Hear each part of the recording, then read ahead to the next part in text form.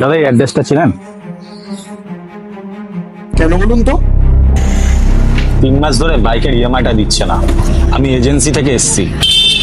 আপনি অ্যাড্রেসটা কি চেনেন? না, ঠিক জানা নেই। ঠিক আছে।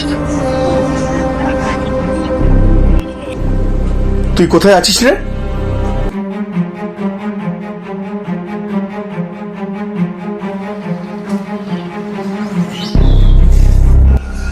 বাইকের ইএমআইটা দিচ্ছেন না কেন? দাদা একটু প্রবলেম ছিল, এই মাস থেকে দিয়ে দেবো। এটা শুনে তো আর কোম্পানি চলবে না। কি হয়েছে? 3 মাস ধরে বাইকের টাকাটা দিচ্ছে না। আমি তো এজেন্সি থেকে এসেছি। কত টাকা ডিউ আছে? 3 মাসে প্রায় 10,000 টাকা ডিউ আছে।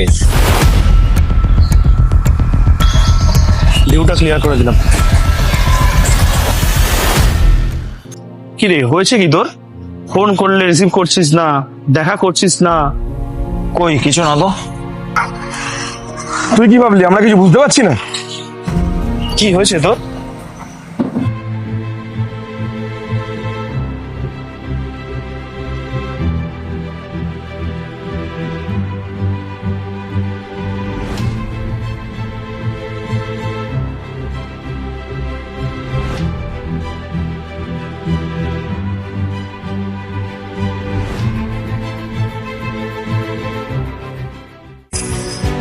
আচ্ছা, এই ব্যাপার সত্যিটা শোন তাহলে। ও তোর জন্য নিজের ফোনটা ছিঁড়েছে। কি করলি এটা? চাকরিটা আমার থেকে বেশি ওর দরকার। আমি এবার মন থেকে চাই চাকরিটা ও পাক। ও তোর জন্য জুতো কিনতে গেছিল। তোর জন্য না, ওর জন্য দেখলাম জুতোর অবস্থা খুব খারাপ, একটা ভাবলাম জুতো কিনে দিই। ওকে না নিজের চোখ দিয়েছেন, কারো কথা দিয়ে কিনতে যাস না।